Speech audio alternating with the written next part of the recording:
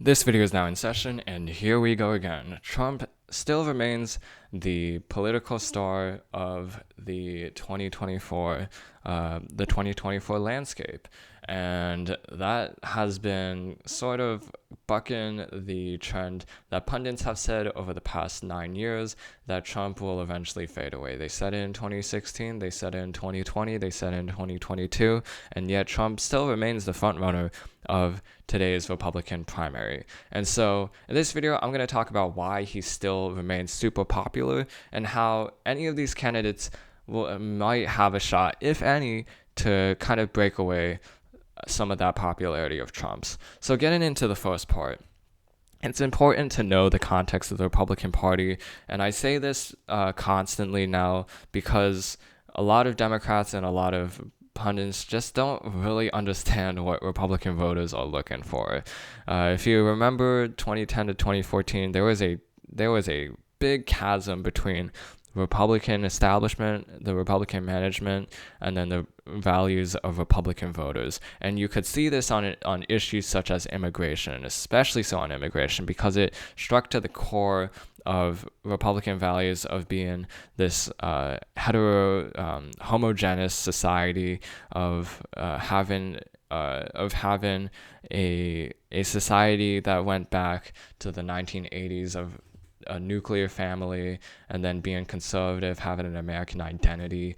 But the thing is, Republican management wanted to grow the voter base, and they saw the diversification of America as a mandate to expand the party base, and they did so by being more moderate on immigration. And so for the Republican voters, they felt that that was a betrayal. When Donald Trump came in, he was the only person to go against the Republican establishment in that regard, and that made him automatically popular. He focused on issues such as immigration that appealed to the Republican voters in a way that no other politician had. And the important part was he was headstrong in that defense. You know Trump for not being able to apologize on any issue whatsoever. It doesn't matter how egregious it could be, such as Megyn Kelly, the comments on Megyn Kelly, or even the Billy Bush comments. He just doesn't apologize. And for a lot of voters, for a lot of Republican voters, sure, they might not like some of the things he says, but that doesn't matter. He's headstrong and he's a fighter who can get stuff done and who never backs down. That's why you hear many Republicans today still reference Donald Trump as the best Republican candidate against Joe Biden, because they think that Trump is the only person that can do it. Amidst all of these Republican politicians who have compromised on issues with the Obama administration, who have not been consistent in their defense, who haven't audibly target anything that they see as a detachment from the Republican values of the Republican voters, then they don't support those kinds of candidates. That's why Christie, Pence, Scott, none of them have a shot at the Republican presidential nomination. It's because they are politicians, and for a lot of Republican voters, being a politician is an automatic red flag, and that's what's plaguing DeSantis' campaign at this moment as well. It's because you have this record of not really changing the status quo in Washington. And if you can't change the status quo, then you're seen as a traitor. So that's the first aspect of Donald Trump's appeal. Now the second aspect of this video, how to actually go against Donald Trump. Well, the first thing is you need to have similar qualities to DJT. You need to be a strong person, you need to be a fighter, and you also need to be a breath of fresh air against a lot of that Republican establishment sentiment. And so let's go through the list. Burgum, he's interesting in that he is viewed as an outsider, even though he is technically a politician, being a governor of North Dakota. But his message of bringing rural town politics on the big stage, of making this kind of camaraderie between neighbors, that appeals to voters. The problem is he's not inspirational and he's not necessarily a fighter. So if he can change that, he has a shot. at least getting more attention and then maybe being able to go against Donald Trump. But the thing is, he's not really a good speaker, and it takes a while to be a good speaker. So for Burgum, he has at least one quality of being authentic, of being an outsider. Though that's two qualities, I guess. But he's not a fighter. He's just not a fighter, and he's not eloquent. So that's the first one off, I guess, of this new round. You also have Haley and Ramaswamy at this point, and then DeSantis. DeSantis, he's emotionally honest. That's something most Republicans didn't have until recently, and you can tell that he is vociferous in his defense. The problem is he's not as authentic as a Republican voter would want him to be, and he's also not an outsider. He's been in politics for a while, and he's had to change positions multiple times as he adapted to higher powers, higher level position powers. So he's not viewed as an outsider, which is a red flag. And the other thing is he's not necessarily a fighter. You didn't really see any fighter quality within him in the first debate. Now, granted, that's because a lot of people didn't choose to fight DeSantis, but in the end, he didn't really even throw any punches. He didn't make an attempt to throw a punch against other candidates. And so if you mix that with the fact that he's not having to fight for himself, it just means that DeSantis is now regarded in the same way as any other candidate. If he can change that, then that would be good. But the authenticity part is hard to change.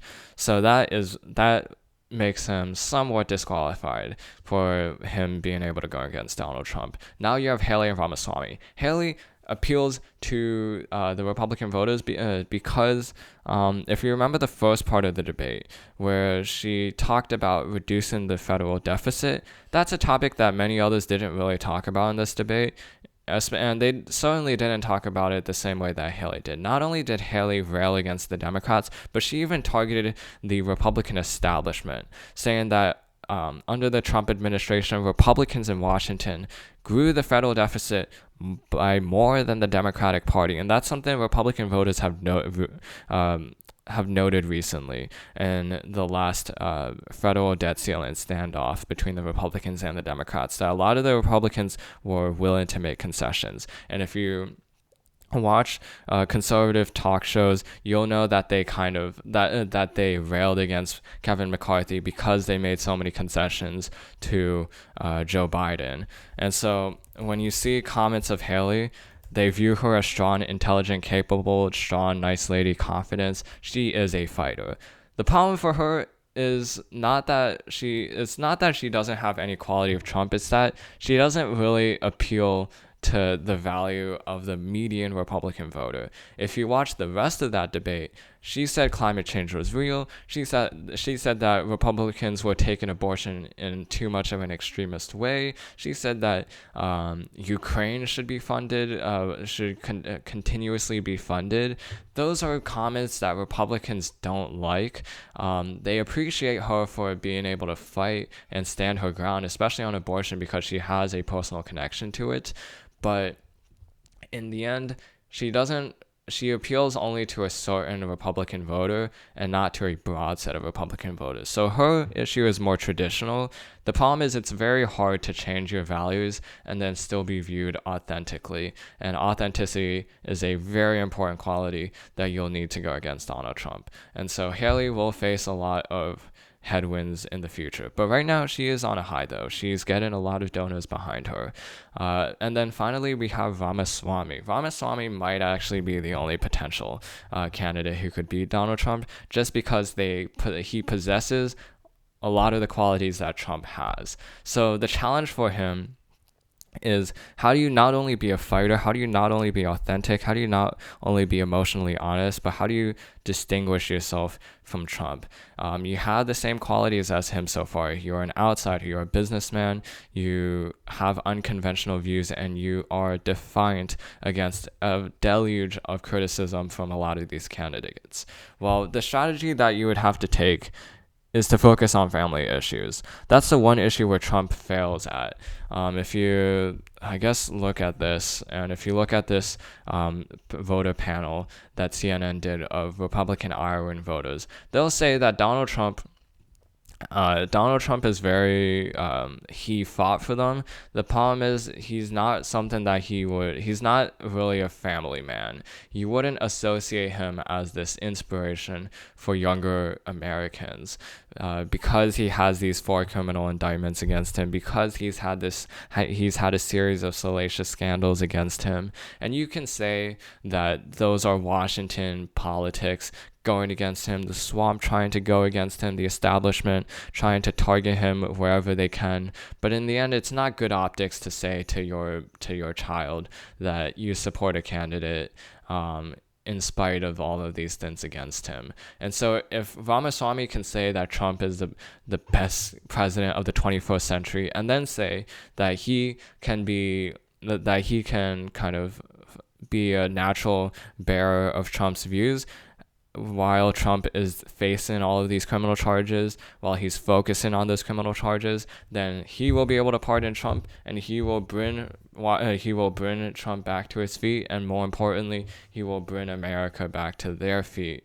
by erasing all of this establishment bureaucracy and these political games of targeting people who are different. So that's really the only way I can see him distinguish against Trump.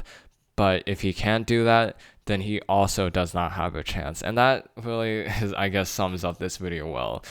Trump is so far ahead that it will take everything to go against him. It will take perfection to go against him. And when you have so many candidates right now who are trying to be perfect by going against each other, it really, in the end, just makes Trump seem more perfect to the Republican voters. So that's the end of this video. Hope you enjoyed it. This video is now adjourned, and I'll see you in the next one.